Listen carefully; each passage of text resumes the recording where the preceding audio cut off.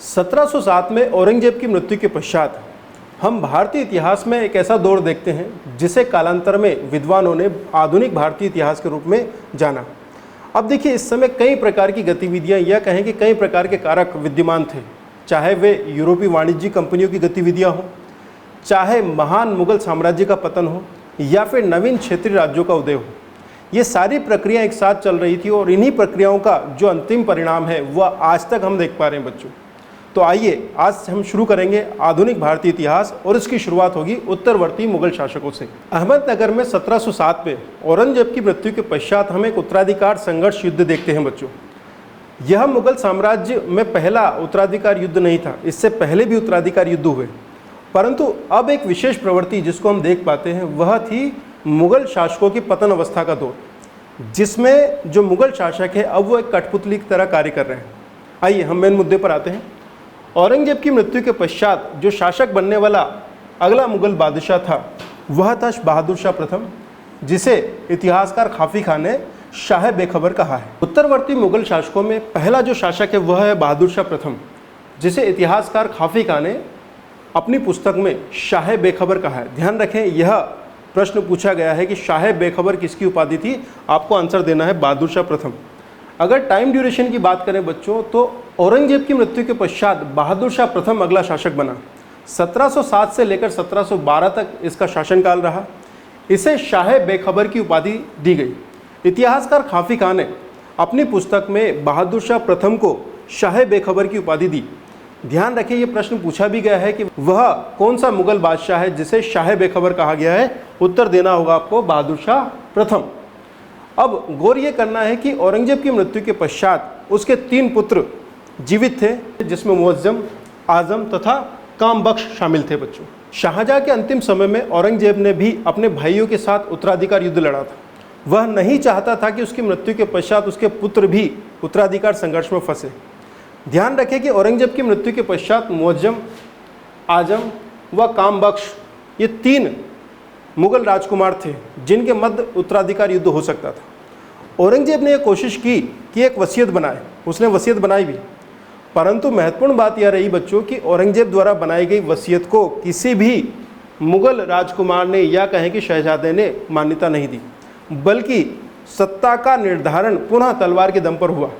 आप देखते हैं कि मुअज्जम तथा आजम के मध्य, ध्यान दीजिए, ये युद्ध पूछे जाते हैं। औरंगजेब की मृत्यु के पश्चात एक प्रसिद्ध युद्ध हुआ, जजाऊ का युद्ध। 1707 में जो जजाऊ का युद्ध था वह मुगल शहजादे मुअज्जम तथा आजम के बीच हुआ।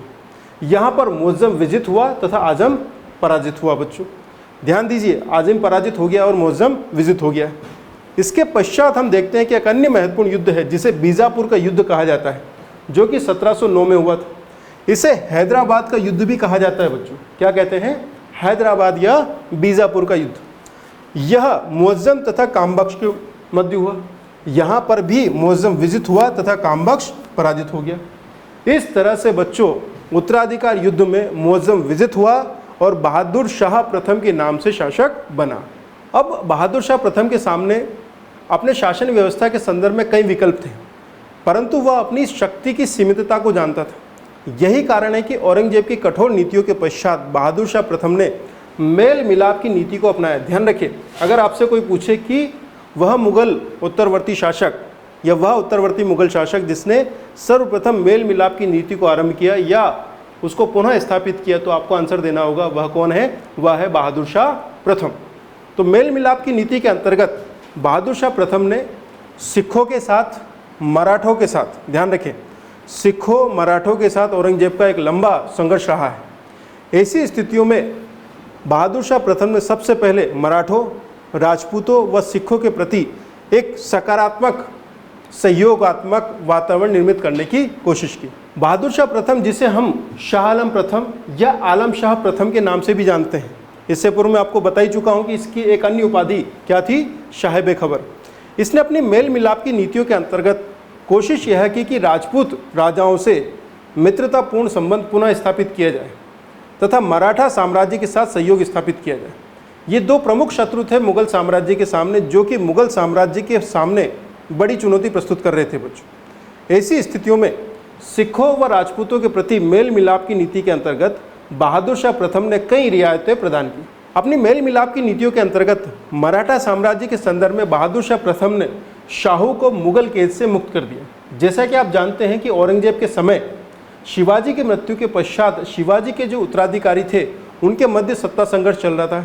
इसी क्रम में एक मराठा राजकुमार शाहू को कैद कर लिया था मुगलों द्वारा। ऐसी स्थितियों में बहादुर शाह प्रथम ने यह सोचकर कि शाहू को जैसे मुगल कैद से आज़ाद करेंगे तो मराठाओं के मध्य फिर से एक संघर्ष का दौर शुरू होगा जो कि मुगलों के पक्ष में होगा, और दूसरा शाहू के रूप में मराठाओं के साथ एक मैत्रीतापूर्ण संबंध भी स्थापित हो जाएंगे। अगर शाहू उत्तराधिकार युद्ध में सफल होता है तो यह मराठाओं तथा मुगलों के मध्य मैत्री का आधार बन सकता है। तो जैसा कि मैं आपको बता चुका हूं बच्चों कि जुल्फिकार खां के कहने पर बहादुर शाह प्रथम ने मराठा राजकुमार शाहू को मुगल कैद से मुक्त कर दिया और इसने एक नवीन मराठा सत्ता संघर्ष को जन्म दिया।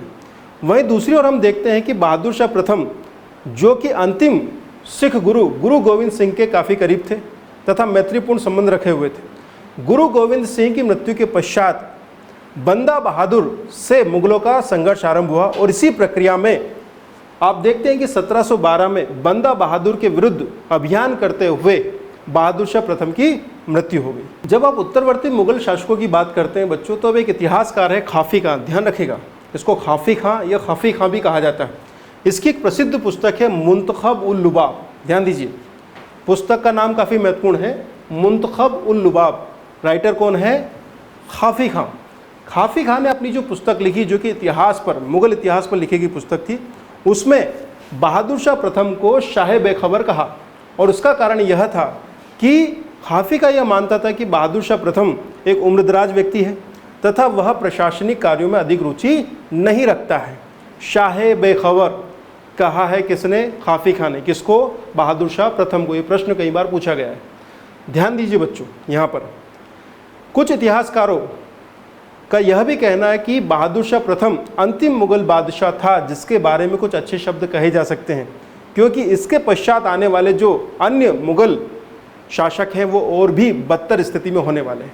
जैसा कि आप जानते हैं बच्चों कि 1712 में बहादुर शाह प्रथम ने जब बंदा बहादुर के विरुद्ध सैन्य अभियान किया तो इसी अभियान में बहादुर शाह प्रथम की मृत्यु हो गई।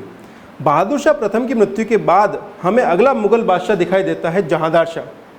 अब जहांदार शाह मुगल बादशाह कैसे बना इस पर चर्चा करते हैं। जैसे ही बहादुर शाह प्रथम की मृत्यु होती है तो हम देखते हैं कि मुगल दरबार में ईरानी गुट के एक सरदार जिसका नाम आपको दिखाई देता है जुल्फिकार खां, ध्यान दीजिए जुल्फिकार खां ईरानी गुट से जुड़ा हुआ है तथा बहादुर शाह प्रथम की मृत्यु के पश्चात एक निर्णायक भूमिका में है। हम सभी जानते हैं कि बहादुर शाह प्रथम की मृत्यु के पश्चात उसके पुत्र जहांदार शाह, अजमुस शान तथा रफ़ीउस शान तथा जमान शाह इनके मध्य एक उत्तराधिकार युद्ध या कहें कि उत्तराधिकार संघर्ष शुरू हुआ।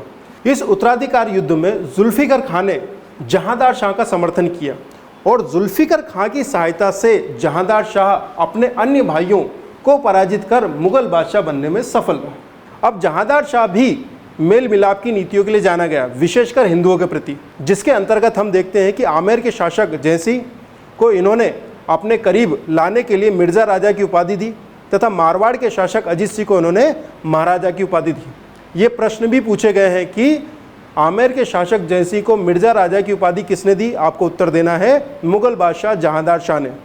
वहीं दूसरी ओर मारवाड़ के शासक अजीत सिंह को महाराजा की उपाधि किसने दी? आंसर मिलेगा बच्चों आपको जहांदार शाह, जिसे इतिहासकार खाफी खां ने कहा है लंपट मूर्ख।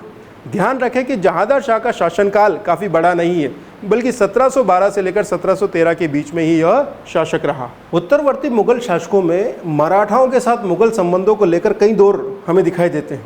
एक समय वह था जहां पर औरंगजेब काफ़ी आक्रामक होकर मराठाओं के साथ संघर्ष कर रहा था, किंतु उसके पश्चात यह संघर्ष कहीं ना कहीं कम होता दिखाई दिया। बहादुर शाह प्रथम ने जो शाहू था, मराठा राजकुमार था, शाहू को रिलीज़ किया। उसके बाद हम देखते हैं कि मराठाओं के मध्य एक उत्तराधिकार संघर्ष में शाहू ने एक महत्वपूर्ण भूमिका निभाई और यहाँ पर मराठा पेशवाओं के राज्य का दौर शुरू होता है। ध्यान दीजिए, अब पेशवाओं का दौर शुरू हो रहा है जिसमें मराठा पेशवा काफ़ी शक्तिशाली हो चुके हैं। ऐसी स्थिति में हम देखते हैं बच्चों कि मराठा पेशवाओं के साथ संघर्ष करने के पश्चात जहांदार शाह ने ये कोशिश की कि कोई मध्य का मार्ग निकले। ऐसी स्थितियों में मराठाओं या कहें कि मराठा पेशवा तथा मुगलों के मध्य एक संधि हुई। इस संधि के अंतर्गत दक्कन की, ध्यान दीजिए, दक्कन की चौथ व सरदेशमुखी के अधिकार मराठाओं को प्राप्त हो गए। ध्यान दीजिएगा इस बात को। ये एक प्रकार की प्रभुसत्ता है। राज्य की प्रभुसत्ता का एक आधार यह होता है कि वह कर कलेक्ट कर सकता है, वह करों को संग्रहित कर सकता है। दक्कन क्षेत्र में अब मराठा इतने शक्तिशाली हो चुके थे कि वह मुगल साम्राज्य को चुनौती दे रहे थे। इस चुनौती के समाधान के रूप में मुगल शासक जहांदार शाह ने मराठाओं के साथ एक संधि की, जिसके अंतर्गत मराठा पेशवा को यह अनुमति मिल गई कि वह दक्कन से प्राप्त होने वाली चौथ व सरदेशमुखी के अधिकारी हैं। पर ध्यान दीजिएगा, यह जो चौथ व सरदेशमुखी है, इसको वसूलने का अधिकार मुगल अधिकारियों को ही होगा। अर्थात मुगल अधिकारी चौथ व सरदेशमुखी कलेक्ट करेंगे तथा इसको कलेक्ट करके किसको दे देंगे? मराठाओं को। अर्थात कहीं ना कहीं एक ऐसा मध्यम मार्ग है जिसमें मुगल साम्राज्य की प्रतीकात्मक प्रभुसत्ता बनी रही, वहीं दूसरी ओर मराठाओं की जो व्यवहारिक प्रभुसत्ता थी वह भी स्थापित हो गई कि वास्तव में कर किसके पास जा रहा है? मराठा पेशवा के पास जा रहा है। परंतु दक्कन में आज भी जो झंडा है वो किसका लहरा रहा है? वह है मुगल बादशाहों का। इस तरह से ध्यान दीजिएगा, दक्कन की चौथ व सरदेशमुखी अब व्यवहारिक स्तर पर कहाँ पहुँचने लगी है? मराठाओं के पास। जहांदार शाह तथा मराठों के मध्य यह जो समझौता हुआ है, इस संदर्भ में एक महत्वपूर्ण संधि आपको 1719 में दिखाई देगी। मुगल बादशाह फर्रुखशहर के समय होने वाली दिल्ली की संधि, जिसके अंतर्गत चौथ व सरदेशमुखी के अल्टीमेट अधिकार मराठाओं को प्राप्त हो जाएंगे। बच्चों, मुगल अब चौथ व सरदेशमुखी को स्वीकार कर लेंगे। अभी जहांदार शाह ने यह अनुमति दी है कि चौथ व सरदेशमुखी मराठों को मिले, किंतु इसकी वसूली कौन करेंगे? मुगल अधिकारी। किंतु 1719 की दिल्ली की संधि, जिसे रिचर्ड टेम्पल ने मराठा मैग्ना कार्टा कहा है, फर्रुखशहर के समय की संधि, उस संधि में यह संपूर्ण या अल्टीमेट अधिकार किसको प्राप्त हो जाएंगे? मराठों। वहाँ चौथ व सरदेशमुखी भी कौन वसूल करेगा? मराठा अधिकारी, ना कि मुगल अधिकारी। मुगल बादशाह जहांदार शाह के शासनकाल में बच्चों हम एक महिला लाल कुंवर या लाल कुंवारी का काफ़ी हस्तक्षेप देख पाते हैं। यह पेशे से गणिका थी या वेश्या थी, जिसका शासनकाल में काफ़ी हस्तक्षेप था। वस्तुतः जहांदार शाह का लाल कुंवर के प्रति जो आसक्ति थी, उसके कारण उसका व्यवहार काफ़ी लंपट प्रकृति का हो गया था। यही कारण है कि खाफी खां ने जहांदार शाह को लंपट भी कहा है और साथ ही साथ मूर्ख भी कहा है। किस मुगल बादशाह को लंपट मूर्ख कहा गया है? उत्तर है जहांदार शाह। किसने कहा है? खाफी खां ने। किस पुस्तक में कहा है? मुंतखब उल लुबाब में कहा गया है। मुगल बादशाह जहांदार शाह के शासनकाल में हम कुछ वित्तीय व्यवस्था में परिवर्तन देख पाते हैं बच्चों। जहांदार शाह ने कर वसूल करने की एक नई व्यवस्था, जिसे हम इजारा व्यवस्था कहते हैं, उसका आरंभ किया। इसके अंतर्गत उसने कर वसूल करने के जो अधिकार थे उसे ठेके पर देने की व्यवस्था शुरू की। अर्थात किसी क्षेत्र विशेष में कर वसूल करने का ठेका किसी व्यक्ति या जमींदार को दे दिया जाता था। यह व्यवस्था इजारेदारी व्यवस्था कही गई। इसके अंतर्गत जो ठेकेदार था वह उस क्षेत्र से कर वसूल करता था और एक निश्चित धनराशि वह मुगल सम्राट तक पहुंचा था। अब यहाँ पर जमींदार या ठेकेदार का क्या फ़ायदा होता था? उसका फ़ायदा यह था कि वह जो सुनिश्चित धनराशि वह तो मुगल सम्राट को देता था, किंतु उससे कहीं अधिक राशि वह किसानों से या फिर कहें कि रैयतों से वसूल करता था। यह इजारेदारी व्यवस्था से किसानों को या रैयतों को काफ़ी नुकसान था, ठेकेदार को काफ़ी लाभ था, वहीं मुगल सम्राट को भी नुकसान था, क्योंकि कर में होने वाली वृद्धि का लाभ वह नहीं ले सकता था। दूसरी तरफ इजारेदारी व्यवस्था कहीं ना कहीं मुगल वित्तीय प्रशासन में होने वाली कमी या शिथिलता को दर्शाता है। यानी कि इस समय काल में जहांदार शाह के शासनकाल में जैसे ही इजारेदारी व्यवस्था को लागू किया गया, यह बात स्थापित हो गई कि अब मुगल सम्राट अपने अधिकारियों के माध्यम से कर वसूली करवा पाने में सक्षम नहीं है, बल्कि वो एक सरल रास्ता निकाल करके एक सुनिश्चित धनराशि कर के रूप में प्राप्त करना चाहते हैं। इसी के साथ हम यह भी देखते हैं बच्चों कि जहांदार शाह ने जजिया कर को समाप्त कर दिया। यह जजिया कर समाप्ति के संदर्भ में कई अन्य नाम आपके सामने आएंगे, परंतु आप सभी जानते हैं बच्चों कि जजिया कर सर्वप्रथम भारत में मोहम्मद बिन कासिम द्वारा अरब आक्रमण के पश्चात लगाया गया था। जैसे कि आप सभी जानते हैं बच्चों कि जहांदार शाह को शासक बनाने में ईरानी गुट के सरदार जुल्फिकार खां का काफ़ी योगदान था। और मैंने आपको पहले भी बता चुका हूँ कि उत्तरवर्ती मुग़ल काल में मुग़ल दरबार में विभिन्न तरह के गुट हैं, जिसमें ईरानी, तुरानी, हिंदुस्तानी मुस्लिम गुट आदि शामिल हैं। इस समय आपको कुछ नए किरदार दिखाई देंगे। उन किरदारों में एक नाम है सैयद बंधुओं का। सैयद बंधु जो कि हिंदुस्तानी मुस्लिम गुट के प्रमुख सरदार हैं, उनकी सहायता से जहांरदार शाह को अब मुग़ल शासन से पदच्युत कर समाप्त कर दिया जाता है और अगला मुग़ल बादशाह फर्रुखशहर बनता है। इस तरह से सैयद बंधुओं के सहयोग से, जो कि हिंदुस्तानी मुस्लिम गुट के प्रमुख हैं, उनके सहयोग से फर्रुखशहर अगला मुग़ल बादशाह बनता है। अब हम बात करेंगे बच्चों अगले मुग़ल बादशाह फर्रुखशहर, जिसका टाइम पीरियड 1713 से लेकर 1719 तक है। फर्रुखशहर को शासक बनाने में हिंदुस्तानी मुस्लिम गुट की भूमिका काफ़ी महत्वपूर्ण है। उत्तरवर्ती मुग़ल काल में गुटी राजनीति काफ़ी महत्वपूर्ण हो जाती है। जैसा कि हमने देखा जहांदार शाह को समर्थन किया था जुल्फिकार खां ने, उसी तरह से फर्रुखशहर को शासक बनाने में दो भाइयों हुसैन अली खां बराहा तथा अब्दुल्ला खां बराहा का महत्वपूर्ण योगदान रहा। ये हिंदुस्तानी मुस्लिम गुट से संबंधित थे तथा इन्हें सम्मिलित रूप से सैयद बंधु कहा जाता था। क्या कहा जाता था? सैयद बंधु। ध्यान दीजिएगा, सैयद बंधु में कौन है? पहला बंधु हुसैन अली खां बराहा और दूसरा है अब्दुल्ला खां बराहा। ये दो भाई हैं, हिंदुस्तानी मुस्लिम गुट से हैं। ध्यान रखें, इन्हें किंग मेकर भी कहा गया है। आइए आगे बढ़ते हैं। जैसा कि हमने देखा बच्चों कि फर्रुखशहर से पहले बहादुर शाह प्रथम हो या जहांदार शाह हो, उन्होंने अपनी गिरती शक्ति के अनुरूप मेल मिलाप की नीति को जारी रखा। इसी नीति को आगे बढ़ाते हुए फर्रुखशहर ने आमेर के शासक जयसिंह, ध्यान दीजिए ये वही जयसिंह है जिसको जहांदार शाह ने मिर्ज़ा राजा की उपाधि दी थी, मिर्ज़ा राजा जयसिंह को एक अन्य उपाधि सवाई की उपाधि प्रदान की। किसने की? फर्रुखशहर ने, तथा मित्रतापूर्ण संबंध स्थापित किए। इसी तरह से हम देखते हैं बच्चों कि आमेर के साथ मित्रतापूर्ण संबंध स्थापित करने के पश्चात फर्रुखशहर ने मारवाड़ की तरफ कदम बढ़ाया तथा मारवाड़ के शासक अजीत सिंह के साथ अपनी पुत्री का विवाह किया। वहीं दूसरी ओर हम देखते हैं बच्चों कि फर्रुखशहर के समय मुगलों तथा सिखों के मध्य निरंतर संघर्ष जारी था। इस समय सिखों का नेतृत्व कर रहे थे बंदा बहादुर। फर्रुखशहर को एक बड़ी सफलता तब हाथ लगी जब 1716 में मुगल सरदारों ने बंदा बहादुर को पकड़ लिया और उन्हें दिल्ली लाया गया। दिल्ली लाने के पश्चात बंदा बहादुर को मृत्युदंड दे दिया गया बच्चों। अब ध्यान रखें, यहाँ पर मुगल जरूर ही सिखों पर हावी हुए, बंदा बहादुर को पकड़कर फांसी दे दी गई, परंतु सिखों की शक्ति को समाप्त नहीं किया जा सका, बल्कि सिख अलग अलग छोटे छोटे क्षेत्रीय शासकों के रूप में उभरने लगे, जिन्हें कालांतर में मिसल कहा गया। इन्हीं मिसलों में एक प्रमुख मिसल थी सुकर चकिया मिसल, जिसके प्रमुख हुए महासिंह, और महासिंह के पुत्र के रूप में रणजीत सिंह शासक बने। और रणजीत सिंह ने फिर से पुनः एक बड़े सिख साम्राज्य का निर्माण किया। अंतिम रूप से अंग्रेजों से पराजित हुए सिख अवश्य, किंतु यहाँ पर हम देखते हैं कि बंदा बहादुर की मृत्यु के पश्चात भी सिख पूरी तरह से आत्मसमर्पण नहीं किए। मुगल बादशाह फर्रुखशहर के समय हम एक ब्रिटिश प्रतिनिधि मंडल को देख पाते हैं, जिसका नेतृत्व कर रहा था सर जॉन शुरमन।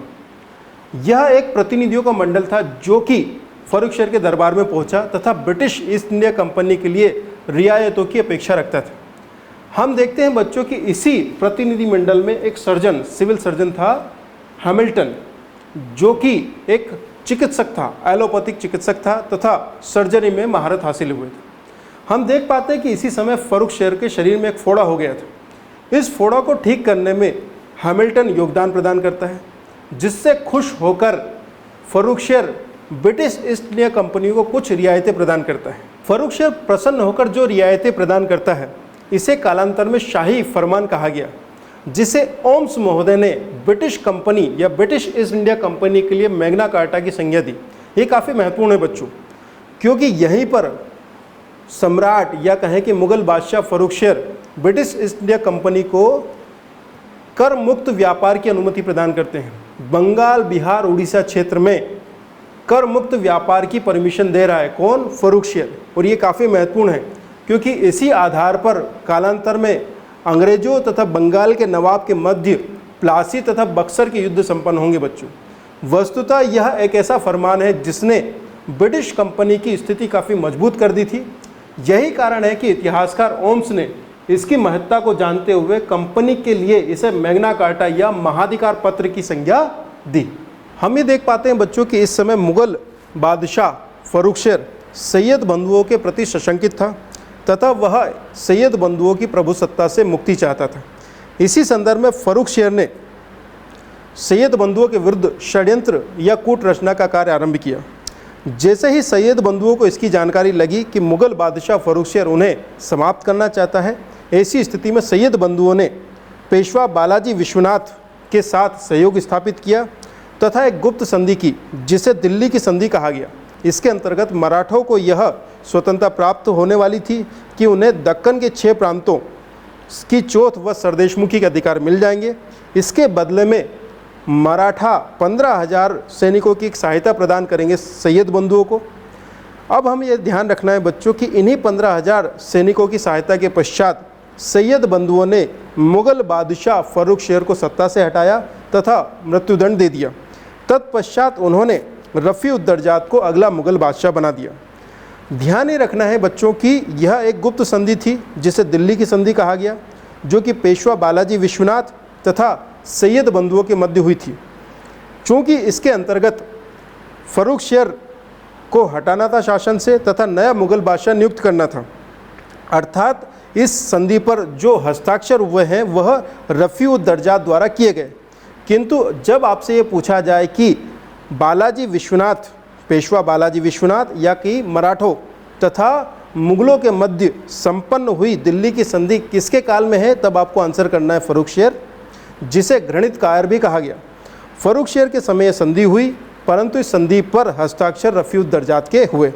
हम यह देखते हैं कि इसी समय विशेष में अर्थात 1719 की दिल्ली की संधि के माध्यम से ही मराठों को संपूर्ण दक्कन भारत में 6 प्रांतों में चौथ व सरदेशमुखी के कानूनी अधिकार प्राप्त हो गए, जो कि उनके लिए काफ़ी महत्वपूर्ण हुए। यही कारण है कि इतिहासकार रिचर्ड टेम्पल ने दिल्ली की संधि को 1719 की इस दिल्ली की संधि को मराठा साम्राज्य के इतिहास हेतु या इतिहास में मैग्ना कार्टा की संध्या दी। तो इस प्रकार बच्चों फ़र्रुखशेर के समय अंग्रेज़ों को 1717 में जो रियायतें प्राप्त हुई उसे ओम्स ने ईस्ट इंडिया कंपनी के लिए मैग्ना कार्टा कहा। उसी तरह से 1719 में दिल्ली की जो संधि हुई जिसमें मराठा को रियायतें प्राप्त हुई उसे रिचर्ड टेम्पल ने मराठा साम्राज्य के इतिहास में मैग्ना कार्टा कहा। इस पर आप कन्फ्यूज़ ना हो। ध्यान रखें कि फ़र्रुखशेर को सत्ता से हटाने के पश्चात सैयद बंधुओं ने रफ़ी-उद-दरजात, रफ़ी-उद-दौला आदि को शासक बनाया। यही कारण है कि भारतीय इतिहास में इन्हें किंग मेकर की उपाधि दी गई। चूँकि फ़र्रुखशेर ने सत्ता सैयद बंधुओं के द्वारा ही प्राप्त की थी, उनकी सहायता से प्राप्त की थी, किंतु कालांतर में फ़र्रुखशेर स्वयं सैयद बंधुओं को रास्ते से हटाने के लिए षड्यंत्र करने लगा, जो कि एक कायरतापूर्ण कार्य था। यही कारण है कि खाफी खां ने फ़र्रुखशेर को घृणित कार्य कहा है। अगर आपसे प्रश्न पूछा जाए कि घृणित कायर किसकी उपाधि थी, तो आपको आंसर देना है फ़र्रुखशेर की। सैयद बंधुओं तथा मराठों के मध्य जो दिल्ली की संधि हुई, जिसे रिचर्ड टेम्पल ने मराठा मैग्ना कार्टा कहा, इसका तार्किक परिणाम हमें यह दिखाई देता है बच्चों कि सैयद बंधुओं ने फ़र्रुखशेर को समाप्त कर अगला मुग़ल बादशाह रफ़ी-उद-दरजात को बनाया। अब रफ़ी-उद-दरजात काफ़ी कम समय तक शासक रहा। यही कारण है कि कई प्रकार के एग्जामिनेशंस में, प्रीलिम्स में या बहुविकल्पीय प्रश्न पत्रों में प्रश्न पूछा गया है कि वह मुग़ल बादशाह कौन था जो कि सबसे कम समय तक शासक बना, तो उसका आंसर देना आपको रफ़ी-उद-दरजात। ध्यान रखें बच्चों कि रफ़ी-उद-दरजात के समय की एक अन्य महत्वपूर्ण घटना है नेकुसियर का विद्रोह। यह स्वयं बादशाह बनना चाहता था, किंतु वह असफल रहा और रफ़ी-उद-दरजात या यूँ कहें कि सैयद बंधुओं द्वारा पराजित हुआ। रफ़ी-उद-दरजात के पश्चात सैयद बंधुओं ने रफ़ी-उद-दौला को अगला मुग़ल बादशाह बनाया। अब ध्यान ये रखना है कि रफ़ी-उद-दरजात के पश्चात जो सबसे कम समय तक मुग़ल बादशाह रहा वह रफ़ी-उद-दौला ही है। मान लीजिए कि प्रश्न पूछा जाए आपसे कि कौन ऐसा मुग़ल बादशाह है जो सबसे कम समय तक मुग़ल बादशाह रहा और वहाँ पर रफ़ी-उद-दरजात ना मिले, तो आपको क्या आंसर करना है? रफ़ी-उद-दौला। वहीं दूसरी एक अन्य महत्वपूर्ण बात यह बच्चों कि इसने शाहजहां द्वितीय की उपाधि धारण की है। Madhya Pradesh sub inspector examinations में, मध्य प्रदेश प्रीलिम्स में, उत्तर प्रदेश पीसीएस में यह पूछा गया है कि शाहजहां द्वितीय किसके द्वारा धारण की गई उपाधि थी, तो आंसर क्या करना है आपको? रफ़ी-उद-दौला।